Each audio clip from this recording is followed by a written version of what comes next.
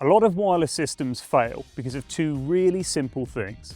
In this video, I'm going to show how you can improve wireless performance without having to become an RF expert. This demo transmitter is switching on a beacon over 400 meters away. When I press the button, the system works and switches on the beacon. But if we take a look at the receiver, it has a built-in signal strength bar graph, where you can see if the signal strength is low or high. If anything in this environment changes, then the system's performance could become unreliable. Now, before we disappear into RF jargon, we know why engineers try and avoid a lot of radio topics. It often feels like a black art. It gets technical very quickly, and getting it wrong can be expensive. Let's be honest, antenna data sheets aren't exactly page turners. Put simply, a radio transmitter sends a signal with a certain amount of power. More power gives the receiver a better chance of picking up the signal, but only if the antenna can get that signal into the airspace. Powerful radio with a poor antenna is a bit like putting an Aston Martin engine into something like this. The engine is high performance, but the performance is still limited by the rest of the car. So the first thing you can do, really simple, this transmitter module that we're using as our demo here, it has LoRa modes or long range modes. That enables this module to send a much stronger signal.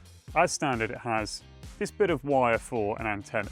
Now, that's absolutely fine over a few hundred meters. But if we're using this bit of wire and expecting super long distances, the performance is still a little bit restricted.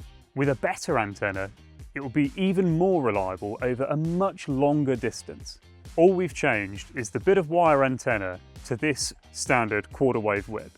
Same transmitter, same distance, same environment, but now let's take a look at the signal strength. At the receiver, we get a much stronger signal on the bar graph that's going to work much more reliably long after you've left site. So if you want better wireless telemetry, start with these two things. First, use a system designed for long range, like LoRa.